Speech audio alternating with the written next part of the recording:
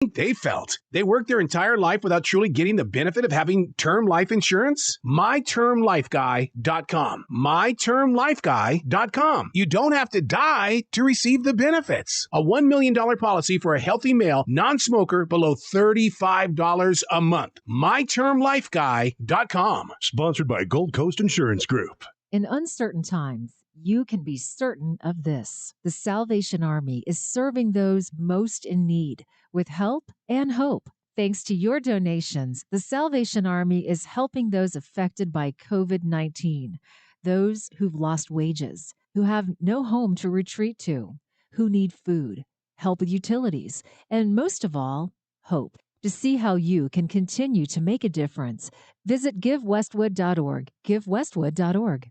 Ours are the first generations to feel the effects of climate change and the last to be able to do anything about it. The window to meet this historic challenge is closing. We're already losing our lives and livelihoods. Millions have already been impacted by climate change. We can passively accept this fate, or we can join together and take back our power. If we so choose, our best days are ahead. We have a legacy of coming together to face crises that threaten the very ideals of our nation. From the horrors of slavery to the depths of the Great Depression, from the spread of fascism during World War II to the rise of Jim Crow, we have overcome before and we have the power to do it again. Let's end the climate crisis by igniting a transformational new era where the government works for the common good. Go to arminarmforclimate.org. That's arm in arm, the number 4, climate.org to learn more. All workers deserve fair wages, affordable health care, and a retirement plan that enables them to retire with dignity. All workers deserve to have a say about the terms and conditions of their employment, not just the bosses. With the machinist unions over 600,000 members having our back, Local Lodge 44 in Decatur, Alabama has been serving workers' interests for over 20 years. Our members have the best health insurance in the area with zero deductible plans. We set the bar for pay in the area with over $40 an hour rates, consistently averaging the highest non-college degree jobs in North Alabama with some of the best retirement plans in the industry. We can do the same for you. Together, we remain united, raising our voices to ensure justice on the job and service in the community. The Machinist Union is a true Southern union founded in Atlanta in 1888. We've been serving members' needs for 132 years. The longevity of our union proves our dedication and loyalty to the working class. The Machinist Union isn't just for machinists. We represent workers in government, healthcare, auto workers, aerospace workers, transportation workers, the defense industry, and woodworking. Our members even build the iconic Harley-Davidson motorcycles. If you're ready to get serious about better benefits and wages, if you want to have a voice in your workplace with over 600,000 members to back you up, call or email us today at 256-286-3704 or organize at IAMAW44.org.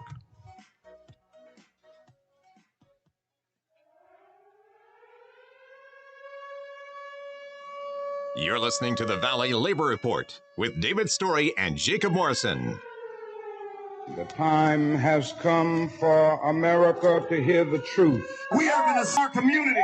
One day longer, one day stronger. One day longer, one day stronger. Because the future of labor's rights in the United States of America is not going to be decided in the courts. It's not going to be decided in Congress. It's not going to be decided on talk radio, and it sure is not going to be decided on Fox News. For the union makes us strong.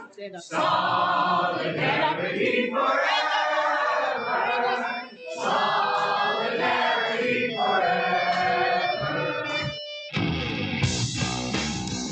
Good morning and welcome back to the Valley Labor Report. My name is Jacob Morrison, here with my co-host David Story. On the line, we've got labor journalist Chris Brooks. And we've been talking about some of his history, how he got into the labor movement, his recent article in Labor Notes, and his reporting for the Volkswagen organizing drive in Tennessee. And obviously, we couldn't have a show without talking about the state of the world, the state of the country right now. And we're going to be talking about it ourselves as well. But I want to just hand the floor over to Chris. what are your thoughts? What have you been thinking about as all of this has been happening? How do you think the labor movement should respond? Just, floor is yours for what you've been thinking here. Yeah, I mean, I think it's not shocking at all what we're seeing that's happening right now. Being a Black American is a death sentence in this country. Black mortality from COVID-19 is 3.5 times higher for Black people than it is for white people because of poverty and pollution and lack of health insurance and crowded housing and transportation. And frankly, because so many of our essential workers are people of color. 1 in every 2,000 Black Americans has died from this pandemic. And that should be a startling statistic for everyone in this country. It should be a wake-up call. Yep. And so, to have all of that, and then, a police officer openly murdering, a Black person in broad daylight in front of multiple witnesses and expecting to get away with it because they always have, right? There's little wonder why we're seeing uprisings, and you have to remember, people are upset because they're seeing the looting that's happening on television. Well, the thing that I'm most concerned about, or I'm most upset about, is that, like you said earlier, 400 Americans have $2.96 trillion. And the Treasury and the Federal Reserve are spending trillions more to shore up Wall Street, while so many of us are suffering at this moment.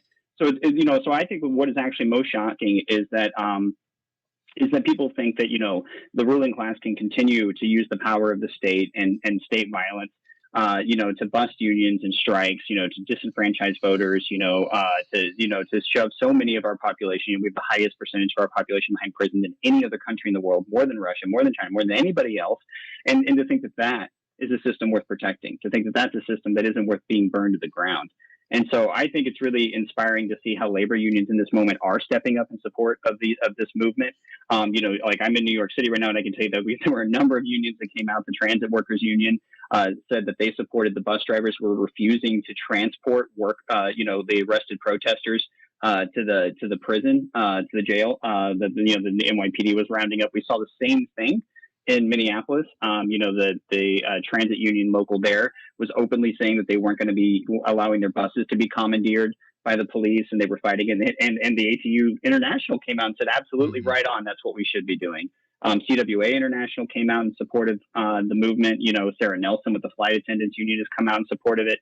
So I think what we're seeing right now is a catalyst for a broader working class, multiracial movement, recognizing that the state is illegitimate, that it continues to work on behalf of corporate power, that it's continuing to exacerbate all the inequalities in our society, and it's trying to shove us back to work without health and safety protections in place to allow so many of us to die, and then to allow the police to run rampant.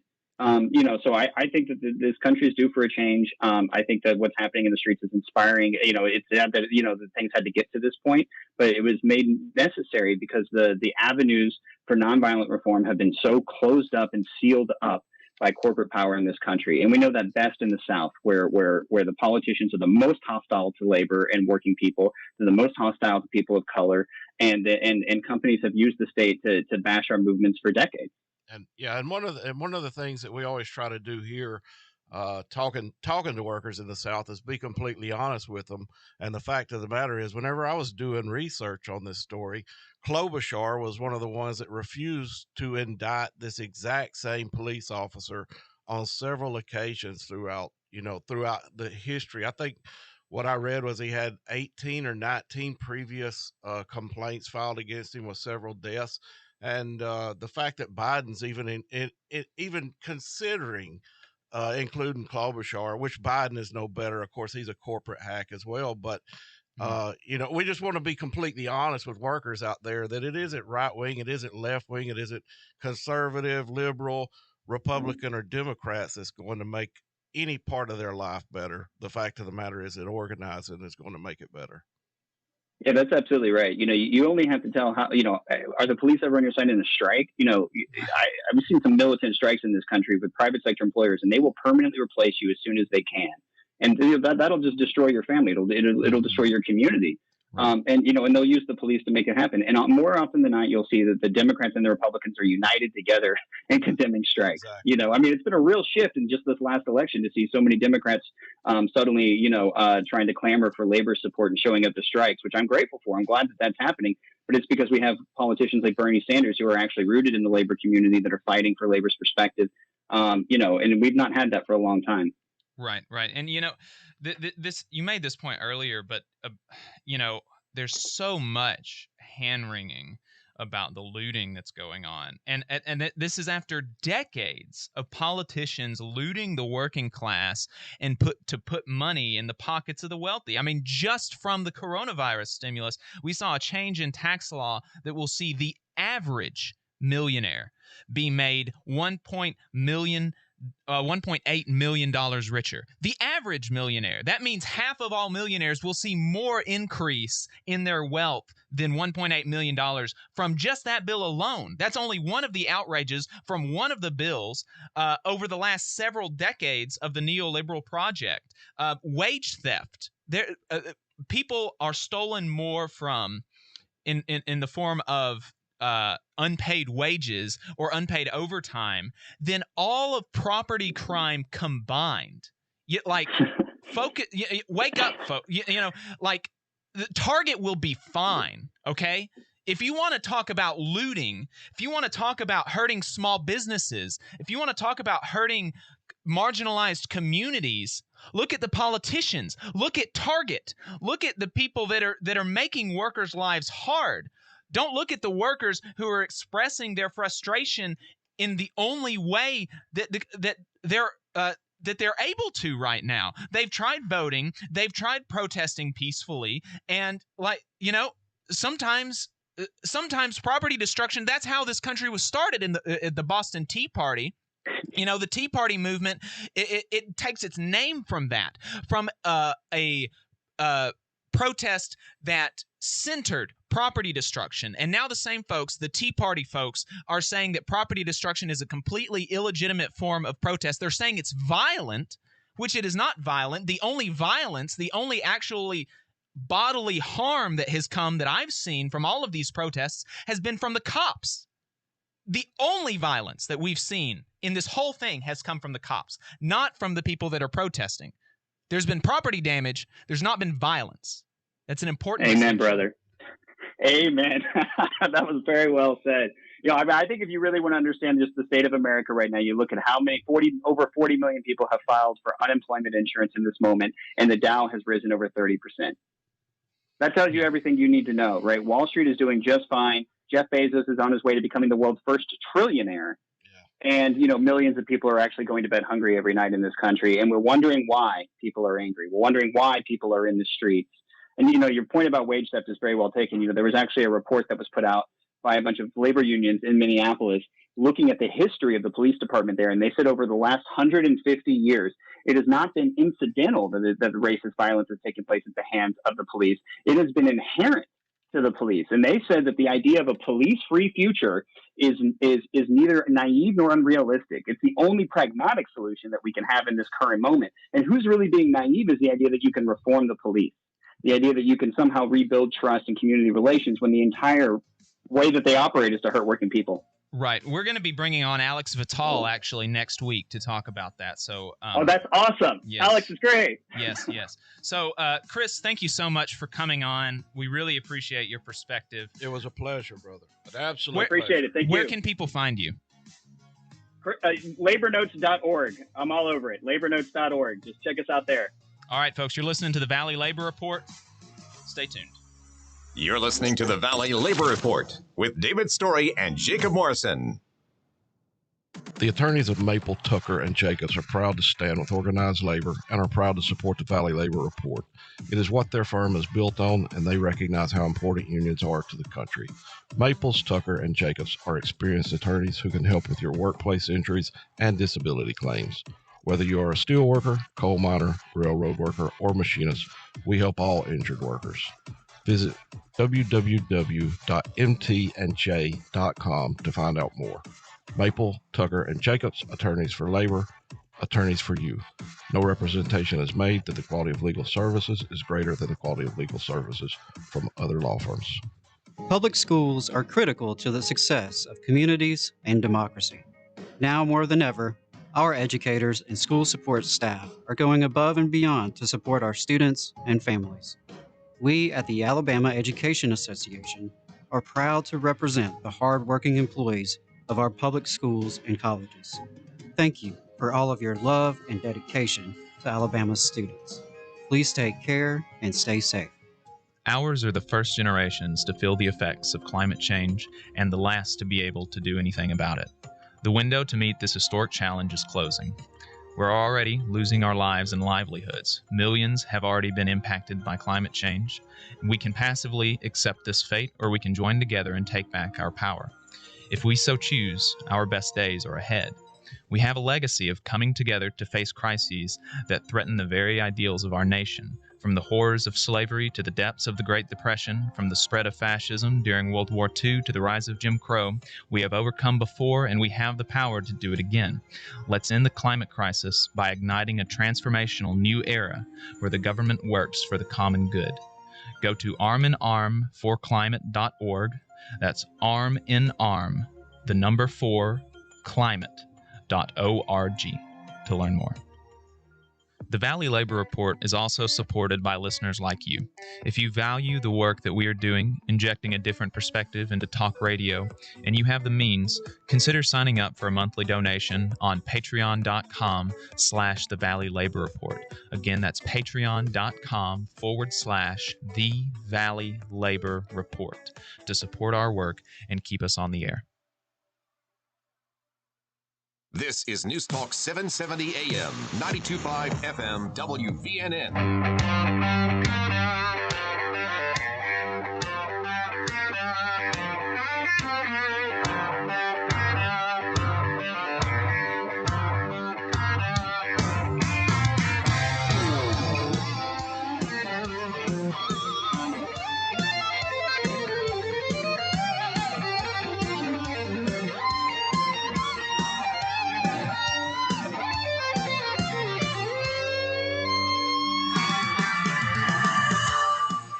Welcome back to the Valley Labor Report. My name is Jacob Morrison, here with your co-host, David Story. We had on Chris Brooks. He's a labor journalist. Really enjoyed the conversation with him. We talked in the last segment about some of the protests surrounding George Floyd's murder. And, of course, that's not the only thing. But I wanted to talk a little bit more about that and just kind of back up for a little bit. Because, I've been afforded the opportunity to have a platform in my area, and I don't feel like we could have this show and have a role as a public figure, however minor, of course, it's extremely minor, without talking about this story, especially given how distorted so much of the coverage has been. And I do want to be sober and careful. So yeah, I've prepared a lot about a lot of this, but and additionally, we've reached out to and we'll be bringing on a guest next week, like we mentioned at the end of the last segment, to talk about solutions to these systemic problems with the institution of the police. And yes, they are systemic. The problem is not just one or a few or several bad apples. The institution is rotten, in my opinion. I'm not saying that every individual police is a bad person per se, or that they are necessarily immoral, but the institution that they're a part of is really it's really bad. So just to back up, on May 25th, a store owner called 911 alleging that a black man paid for groceries with a fake bill and appeared drunk. The police arrived and dragged him out of his car, forced him to the ground, restrained him, and one officer knelt on his neck for 8 minutes and 46 seconds. That is a long time. 8 minutes, and that's almost as long as one of our segments, 8 minutes and 46 seconds. Think about having the weight of a man on your neck for as long as we talk in between the commercial break. That's insane. Put us just sit down sometime when you're at home in your recliner or on a chair and set a timer, 8 minutes and 46 seconds. That is insane. And he was pronounced dead less than an hour later. The video is horrifying. The complete indifference to the life of a man being snuffed out live is is just sickening. The cop had his hands in his pockets. The next day, 4 cops were fired, but they were not arrested. There were protests. They were mostly peaceful at the beginning. And there was actually remarkable unanimity in the condemnations of the officer from multiple cops and police chiefs. There was uncertainty in the first reports of property damage. The first property damage that was reported actually came from a man that is suspected of being a cop, but there's no definitive proof on that. And the property destruction began to crescendo that night. Target was looted, some buildings were burned, and among the rioting, there was actually enormous amounts of solidarity. Items taken from Target were set up under tents outside and distributed to people who needed them. Multiple mutual aid groups have come to the assistance of people who may have been inconvenienced by the protests. And all of this is happening while the police involved in the murder were not arrested. They were just let roam free. Yeah. And it makes you question the honor and integrity of a person that is willing to do that to another human being. Mm-hmm. And not just the honor and integrity of that person, but the other police that stood around and watched it happen. There were 3 other police there. Yeah. And nobody said anything. Mm-hmm.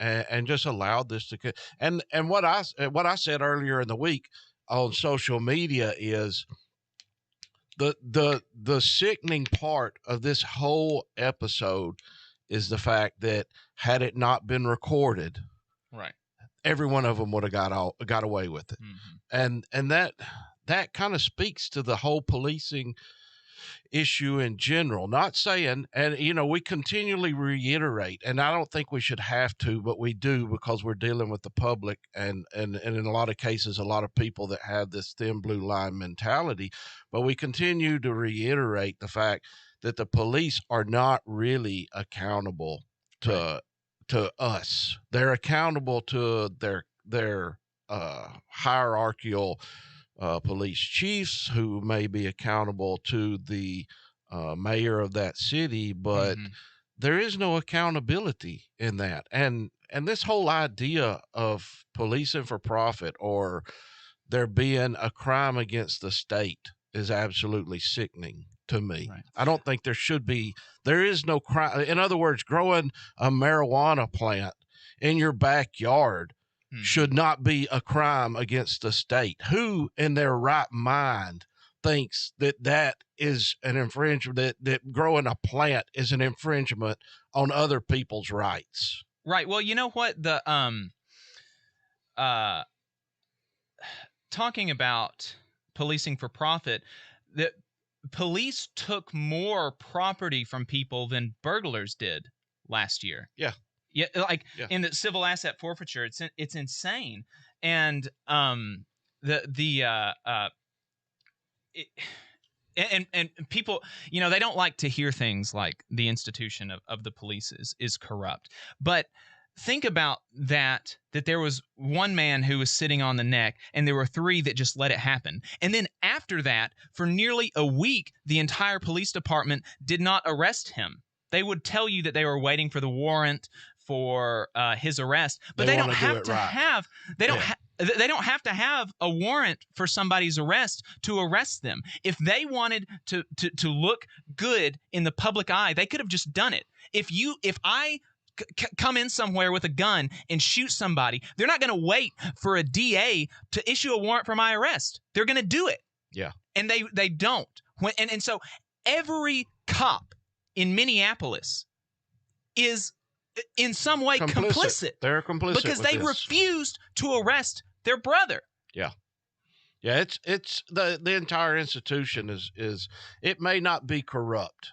Maybe corrupt is a bad term to use, but there's so much protectionism inside there. And it all goes back to the same thing. And it's worth asking the question, how many other people have been done this way that wasn't caught on video? Because they lied in the police report. Oh, well, it's new. I mean, it's consistent. Every time something like this happens, it's a cover-up. Right. They all get together and cover it up.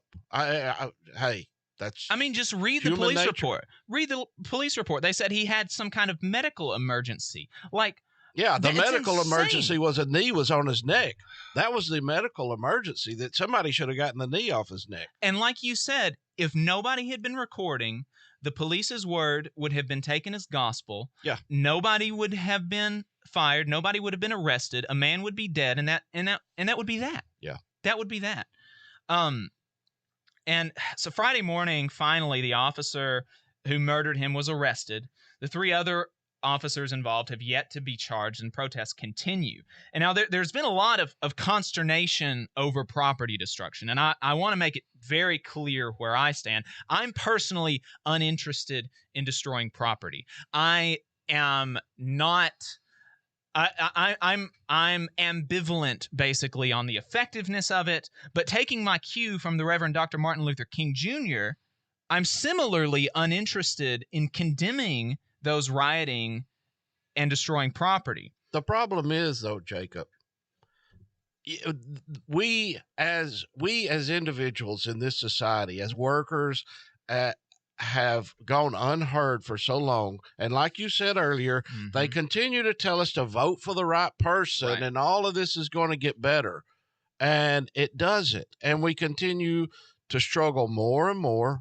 We continue to get, even though we may get pay raises, they never keep up with the interest, with the inflation, with the healthcare costs and everything else.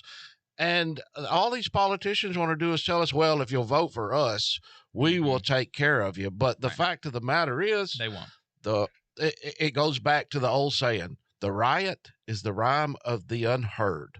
And at some point, people are going to recognize that, guess what? This is the only other option I have, is to start making hay in the streets. Right. You know, people love to quote King on his calls for nonviolence, or to repeat his quote that darkness cannot drive out darkness, only light can do that. But like the rest of his legacy, they leave out the more radical elements, like when he said, a riot is the language of the unheard. And in place of condemnation of riots, he urged America to listen to what the rioters were saying. Folks love to talk about the Dr. King from the I Have a Dream speech, but they don't want to talk so much about the Dr. King who vehemently condemned militarism in Vietnam. How do you think he would respond to increased militarization of police today? We're going to be talking some more about this after the break. This is the Valley Labor Report. Stay tuned. You're listening to the Valley Labor Report with David Story, and this is News Talk 770 AM, 92.5 FM, WVNN. News starts now. Special report, Minnesota protests. I'm Christopher Cruz. Minnesota's Governor Tim Walz this morning ordered the full mobilization of the state's National Guard. It's the first time that's happened in the Guard's 164-year history. This is a challenging time. Our great cities of Minneapolis and St. Paul are under assault by people who do not share our values, who do not value life and the work that went into this, and certainly are not here to honor George Floyd. And they need to see today that line will stop and that order needs to be restored. Walz says he believes 80% of the people who committed violent acts during the protests are from out of state. Active duty Army police units are on alert at this hour, prepared to head to Minneapolis on President Trump's order. The protesters and others in about 24 American cities are angry about the death of George Floyd on Monday. He died soon after a white police officer kept his knee on Floyd's neck as he detained him. I'm Christopher Cruz. The attorneys of Maple, Tucker, and Jacobs are proud to stand with organized labor and are proud to support the Valley Labor Report. It is what their firm is built on, and they recognize how important unions are to the country. Maples, Tucker, and Jacobs are experienced attorneys who can help with your workplace injuries and disability claims. Whether you are a steel worker, coal miner, railroad worker, or machinist, we help all injured workers. Visit www.mtandj.com to find out more. Maple, Tucker, and Jacobs, attorneys for labor, attorneys for you. No representation is made that the quality of legal services is greater than the quality of legal services from other law firms. Hometown Action is concerned Alabama's small towns and rural communities increasingly are coming under attack by corporate interests that run local shops out of businesses, shutter our rural hospitals, and pollute our rivers. providing only unstable poverty wage jobs with no health insurance. We know workers and local residents understand the best solution to local problems. Together, we can build the multiracial, working class power we need to take back our communities. Please join us online at www.hometownaction.org. Thanks for standing with workers, supporting Valley Labor Talk. Public schools are critical to the success of communities and democracy. Now more than ever, our educators and school support staff are going above and beyond to support our students and families. We at the Alabama Education Association are proud to represent the hard-working employees of our public schools and colleges. Thank you for all of your love and dedication to Alabama's students.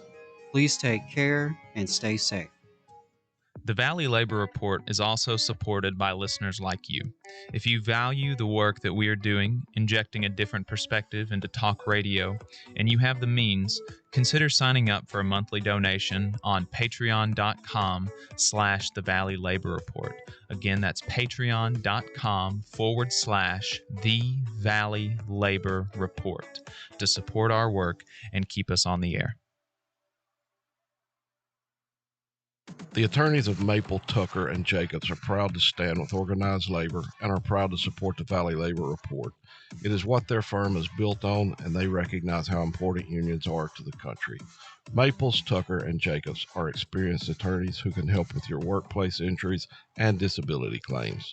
Whether you are a steel worker, coal miner, railroad worker, or machinist, we help all injured workers. Visit www.mtandj.com to find out more. Maple, Tucker, and Jacobs, attorneys for labor, attorneys for you. No representation is made that the quality of legal services is greater than the quality of legal services from other law firms. The Jeff Poor Show. He's like Dale Jackson, but nice. Weekdays 2 to 5 p.m. Only on WVNN. Depend on it. WVNN.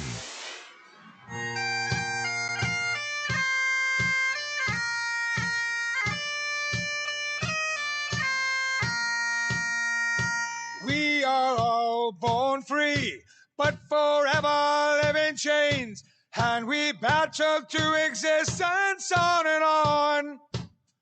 We'll take whatever comes to be while keeping hopeful melody, and we'll cruise through the darkness until the warmth of dawn. So roll, you bastards, you never can tell.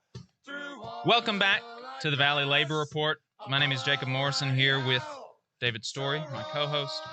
When we left off, we were talking about Dr. King and the distortion of his legacy. And so just continuing on that, folks don't want to talk about the Dr. King who condemned the economic system that allowed people to be so poor while some have more than they could ever know what to do with. They don't like to talk about the Dr. King that called for a radical redistribution of economic and political power, or the Dr. King who supported reparations and affirmative action. His legacy has been whitewashed. So I am uninterested in property destruction personally. I'm not advocating for it, but I'm also uninterested in the economic plight of a multi-billion-dollar company, corporations like Target. They have insurance. They're going to be fine. And if you're truly worried about the economic plight of the small businesses who have become collateral damage in the wake of righteous fury of protesters, there are GoFundMes out there that you can contribute to, and you can advocate for government assistance. There's no stopping these city governments, these state governments, the federal governments from stepping in and making these small businesses whole. And there are. I've seen some, and it's sad. Might I suggest a good place for the funds to come from would be police budgets. However, from the words of one small business owner in Minneapolis, he said, "Let my building burn.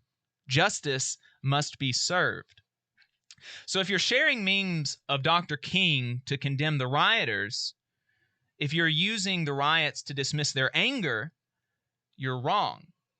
You're misrepresenting his legacy, but more importantly, you're missing that sometimes property destruction is the only form of protest left. Like I said earlier, that's exactly what the Boston Tea Party was. It was property destruction. And now people that take on the mantle of the Tea Party think that property rights are sacrosanct. We need to learn our history. That's not violent. It's destructive. It's not violent. And like I said earlier, the only violence that we have actually seen has come from the cops. The protesters, I have not seen an instance of the protesters hurting another human. I have seen them burning buildings, burning police cars, breaking windows, but I've seen cops throwing small women against the concrete, throwing them into seizures, having them go into the ER. I've seen cops run by in their police cars with open doors to hit rioters. I have seen cops shoot rubber bullets at news crews. I've seen cops arrest news crews, but I've not. So I've seen the cops be violent. I've not seen the protesters be violent. You know, a good question would be, who is violent? I mean, who drew through the first stone? Right. You know, and you have and I recognize Dr. King advocated for peaceful protests. And I think a lot of that was based on, you know, biblical, the New Testament. Mm-hmm. But at the same time, violence begets violence. And, you know, and when you have a person killed in the streets, right, there is going to be retaliation for that. You know, and like you said, I have no problem with the people burning the cop cars. I mean, right, it's at some point, this overbearing state, and I think both liberals and conservatives can get on the same page and recognize that this state is overbearing. Mm-hmm. And at some point, their voting is not working. Peaceful protests are not working. This continues to happen. So what is there has to be an escalation. Mm-hmm. And so naturally, this is the next step up. Nobody, like you said, there's been no violence. There has not been a police executed in the streets yet. No. So, you know, I don't know where it stops. Right. But maybe the state and the police should take a deep look at themselves before it continues to get worse and get worse. Right. So, and you know, like, look, you can't argue with the results. The officer is now in jail, and the DA has said this is the fastest that a cop has ever been charged with anything in Minneapolis. And so, you know, I don't know, maybe after a few more police precincts burn, the rest will be in custody and we can see some real change. Yeah, you would think so, but you say you can't argue with the results, but you can, because we continually see the killing of minorities in America over and over and over again. So yeah, right, you can argue with the results. Yeah, okay, so this one police went to jail, but what happens next month? Right. What happens in 2 months? Because you've had the black gentleman in Ohio in the Walmart gunned down by the police because someone made a false call to 911 saying that he was pointing this BB gun at people. Mm-hmm. Gunned down, not even questioned. Yeah. The gentleman that was in the car with his girlfriend and her child gunned down because, he had a cell phone in his hand. Right. So, yeah, you can argue with the results, but we're not getting the results that we want. Right. And you know, the next thing about this that I felt is important to talk about, and it's the most chilling thing that has come out of the last week, the threat by the President of the United States of summary extrajudicial killings of protesters who engage in property damage. The President said, "I can't stand back and watch this happen to a great American city. Either the very weak radical left mayor get his act together and bring the city under control, or I'll send in the National Guard and get the job done right. These thugs are dishonoring the memory of George Floyd, and I won't let that happen. Just spoke to Governor Tim Walz and told him that the military is with him all the way. Any difficulty and we will assume control, but when looting starts, the shooting starts." That is an important point to make. That's a fascism. When looting starts, shooting starts. So basically what they're saying is, once again, we're going to use violence let's don't go in and peacefully have a discussion with these people and address their grievances. Let's just start gunning them down. Yeah. When the looting starts, the shooting starts. I mean, it's a sickening statement. I mean, that's a fascism. You know, like, and he tried to walk it back, saying that was meant as a statement of fact and that the looters will start shooting or whatever. But I mean, no one believes that. Everybody knows what he was saying. Everybody knows what he, and that phrase, the phrase literally was used by segregationists in the South as a threat against protesters as well. When the looting starts, the shooting starts. There's no way he did not mean that as a threat, and I do not believe a single person who says they believe him. They're lying to you. I don't believe it. And so this is not just about George Floyd. This is about Ahmaud Arbery, who was murdered by vigilantes. This is about Breonna Taylor, who was murdered in her sleep by the police. This is about a Huntsville woman a couple days ago who was pulled over for a minor traffic violation, who drove for 3 miles, that's not a very long time, to find a safe place to stop. And that, just driving for 3 miles, was enough reason for multiple police officers to come and pull guns on her. I have driven for 3 miles because that is something that my father told me to do. He said, when a police tries to pull you over, never pull over by yourself. Always try to find a well-lit place in a parking lot with multiple witnesses so that you have... Never just pull over by yourself. Don't try to impede traffic. This is just common things, and it was enough because she was black, and multiple officers came there. There were 3 cop cars, and they pulled guns on her. This is in Huntsville, Alabama. Pulled guns. What's the threat? What is the threat? This is about systemic abuse that goes back to the very foundation of this nation. We've had hundreds of years to make things right, and we haven't. So I'm not going to lose any sleep over the destruction of a police precinct or a Target. Instead, I'll see it, I'll hear it, I'll stand in solidarity with them, and hope that the people in power finally wake up and see that something must be done. And not just about this situation. I'm talking about fundamental changes. Arresting and prosecuting these 4 officers will not stop there from being another George Floyd.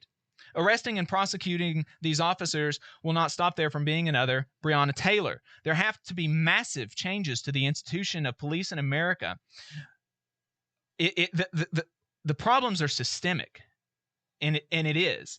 The problem is the love for authority in this country. You know, this whole concept, and it's only happened in the past 20 to 30 years. When I was a kid, it wasn't this whole thin blue line thing and this entire movement to glorify authority.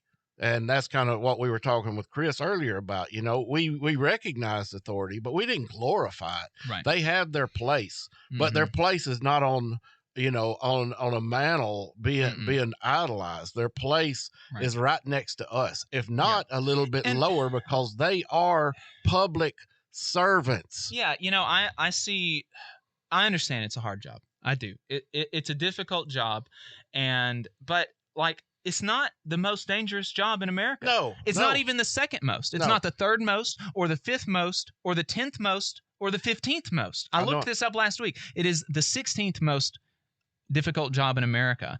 And the 15 jobs that are more dangerous than them, when they get in trouble, they don't get to shoot people because they have problems. They don't get to kill people because they're afraid. Yeah. And you know, these problems are systemic. They close ranks. They don't allow oversight. They drudge up old crimes of their victims to tar their reputation in the public conscience, the no angel narrative. And, you know, the cops didn't they had the authority to arrest this person, and they didn't. Instead, they set up an army outside of his home to protect him. Last year, like I said, cops stole more from people than burglars did with the civil asset forfeiture. It must be the institution has to be radically transformed, because a system that allows this amount of injustice it just can't be allowed to continue as it is.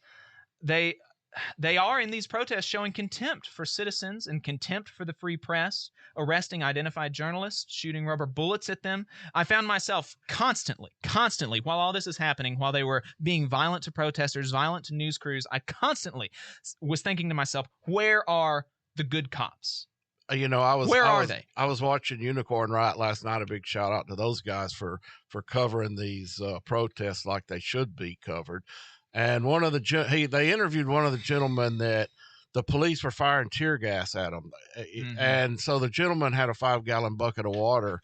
And as the tear gas would hit the ground, he was grabbing it and throwing it into the water to put out the tear gas. So as soon as the tear gas got shot, he grabs it, throws it into the water.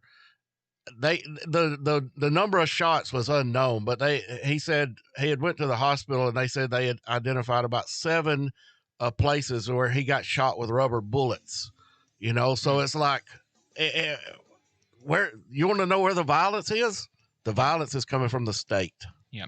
They've got to be demilitarized. They need more oversight. They need their guns taken away. There need to be less of them. Next week, we're going to be talking to Alex Vital and his book, The End of Policing, about some of the solutions to this. This is the Valley Labor Report. We got one more segment. Stay tuned. You're listening to the Valley Labor Report with David Story and Jacob Morrison. The attorneys of Maple, Tucker, and Jacobs are proud to stand with organized labor and are proud to support the Valley Labor Report. It is what their firm is built on, and they recognize how important unions are to the country. Maples, Tucker, and Jacobs are experienced attorneys who can help with your workplace injuries and disability claims. Whether you are a steel worker, coal miner, railroad worker, or machinist, we help all injured workers. Visit www.mtandj.com to find out more. Maple, Tucker, and Jacobs, attorneys for labor, attorneys for you. No representation is made that the quality of legal services is greater than the quality of legal services from other law firms. The Valley Labor Report is also supported by listeners like you. If you value the work that we are doing, injecting a different perspective into talk radio, and you have the means, consider signing up for a monthly donation on patreon.com/The Valley Labor Report. Again, that's patreon.com/The Valley Labor Report to support our work and keep us on the air. Hometown Action is pleased to support the launch of the Valley Labor Report because they know that myself and David support their values. They're a power-building collective of small-town, rural, and working-class Alabamians fighting to build inclusive and sustainable communities where all residents can thrive. They invite you to find out more about them online by visiting their website, www.hometownaction.org, and on social media. Please join them in advocating for a stronger labor movement in Alabama. The American Federation of Government Employees, AFGE Local 1858, believes all workers are entitled to fairness, dignity, and respect. AFGE also knows that the best way to guarantee proper treatment is for workers to stand together, united, looking out for each other. In AFGE, we fight for workers every day to ensure a workplace that is safe and free from harassment. If you're a federal employee and want to be a part of this union, to protect yourself and your fellow workers, call 256-876-4880. The attorneys of Maple, Tucker, and Jacobs are proud to stand with organized labor and are proud to support the Valley Labor Report. It is what their firm is built on, and they recognize how important unions are to the country. Maples, Tucker, and Jacobs are experienced attorneys who can help with your workplace injuries and disability claims. Whether you are a steel worker, coal miner, railroad worker, or machinist, we help all injured workers. Visit www.mtandj.com to find out more. Maple, Tucker, and Jacobs, attorneys for labor, attorneys for you. No representation is made that the quality of legal services is greater than the quality of legal services from other law firms.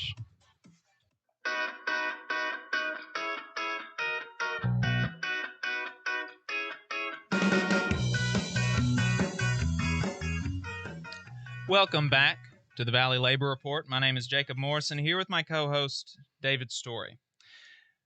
We've spent the show talking about these protests, and so we're going to wrap up talking about them and talking about protests in general. But we spent more time than what we originally intended to do, if we're being completely honest with everybody. Right. But just to kind of wrap up my thoughts there. about these protests and the police in general. You know, we've really got to look at some systemic, fundamental changes to the institution. They need to be demilitarized. They need more oversight. They need their guns taken away. There need to be less of them. They need to have less jurisdiction. We can't tell the police to solve every problem in society. That's not what they just can't do it. They need their budget slashed. The power of police unions have to be countermanded. The AFL-CIO needs to disaffiliate from law enforcement unions and more. And like I said, we're going to be talking more about the solutions next week with Alex Vital. He's the author of The End of Policing. He's been studying the police and criminology for his whole career. He's a professor at the University of New York in Brooklyn. So, you know, I think that'll be a really helpful interview for both of us and for the audience because – but, you know, David and I have really have strong feelings about this. And we do have, you know, David especially has some experience with the police and what they actually do. But we've not been studying this for our entire – that's not the focus of our careers, so to speak. And so I think it'll really help us. It'll help the audience think about some things in a different way. In the meantime, justice for George Floyd. Justice for Ahmaud Arbery, justice for Breonna Taylor, Black Lives Matter, and uncritical and unwavering support and solidarity for the people on the streets that are protesting for real change. Yeah, solid. Yeah, more important than anything right now, solidarity with all the people on the streets because there's beauty in the streets. You know, and when we put this. The show notes together, we had no intention of spending this amount of time on it, but it's important. It is important. I think it's something that needs to be addressed. Not just, you know, we need to recognize what's happening in the minority communities in America, and you know, and specifically one minority community that's been here for hundreds of years, building this nation, the Black community. Well, and you know, it is important to say it's not just the minority communities that are affected by police brutality in the police state and state violence. I mean, poor whites feel it too. It's, you know, it's not just Black folks that are the victims of this. It's you know, it's working class people. Yeah, it is working class people. Upper middle class white folks generally not too much, but you know, if you're homeless and white, like you've had run-ins with the police. Yeah. If you're a white working class person with dreadlocks, I worked with a person in a restaurant, and he was a respectable looking white guy, you know, when I knew him. But at one point, he had dreadlocks, and he said that while he had dreadlocks, every time the police pulled him over, he had to wait for hours for them to bring the K-9 unit to search his car for drugs. Every single time. Yeah. When he had dreadlocks. That's, you know, and that's one insane. of those things that we talked about, you know, the state had, you know, a problem with the state, you know, and truthfully, it all begins in the legislature. The legislator continually writing all of these laws, and we talk about the nanny state, and I know especially conservatives love to talk about the nanny state. Because they want to to portray it as it's all liberal. But the fact of the matter is the nanny state is driven by the conservatives as well on the Sunday alcohol sales or drug violations and things. Right. They just pick and choose their own nanny state that they prefer to. Yeah, maybe daddy state would be the better, the better word for that. But yeah, and you know, the historical roots of the police in this country and in other countries were not to fight crime, and even today they do a really not a great job of it. They're reactionary. Most theft goes unsolved, and most theft goes even uninvestigated. In fact, and the roots of the police are in slave patrols, are in strike-breaking Pinkertons who murdered workers that were on strike. Yep. You know, even you were talking about earlier in the week on Means TV the fact that the union time with the Smithfield and Smithfield Company in North Carolina, they were approved, and we have a church in Birmingham that's been approved by our legislature now to have their own state endorsed police department inside, and Smithfield was the same way. 26 police that they had in Smithfield, privately employed by Smithfield Farms, that had the power to arrest workers. It is overwhelmingly oppressive on the working class people. In the same way, we were talking about during the break with all of my brothers and sisters that were on strike 2 years ago. The company actually hired Morgan County sheriffs to come out there and watch us for 24 hours a day. They paid for, out of our labor, Morgan County sheriffs to come out there, and they constantly harassed us on the picket line, pulling up there, flashing their lights, threatening to take us to jail. And the one thing that pissed me off more than anything else throughout that whole time was we were never violent. Right. But we had a car. No, we never destroyed anything. We cleaned up after ourselves. Right. We were out there sweeping, picking up the bottles, improving the front, believe it or not, because we didn't want to portray it as in a bad light. Right. But the fact of the matter is, when one of the guys that was, and I get it, he was a scab. He was crossing the picket line. He was scared because we were out there yelling at him. Hey, let's build some solidarity here. He come through the picket line at roughly 20 to 30 miles an hour and missed one of my brothers from down south by less than a foot. I mean, it would have completely demolished him, and the police did nothing. Yeah. They sat there and did nothing. Yeah. Yeah, and another more contemporary example, 2 years ago is really contemporary, but just a few months ago, we saw a wildcat strike at the University of California, Santa Cruz, for graduate student workers who were striking for for a cost of living increase. And the university said they didn't have enough money in the budget for that, but they had enough money to pay California cops $250,000 a day for weeks to sit on the picket line, harass the students, and $250,000 a day. And they didn't have the money in the budget to pay these graduate student researchers a living wage, but they had enough money for $250,000 a day for cops. Yeah. Hey, we appreciate you listening to us this week. I hope it wasn't, too dull with all of the protests, but. Yeah. Thanks for listening, folks. If you want to keep up with us throughout the week, follow us online, facebook.com/Valley Labor Report, YouTube @The Valley Labor Report, Twitter @Labor Reporters.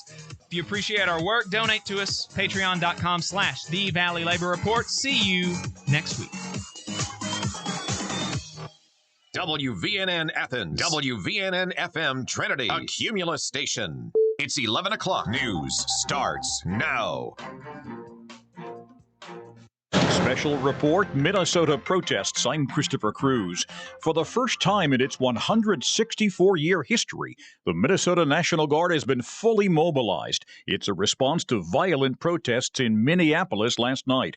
Governor Tim Walz today said he estimates 80% of the people who committed violent acts during the protests are from out of state, and he's had it. We built this state. We built the North Star. Everything that we believe in, these people are trying to destroy.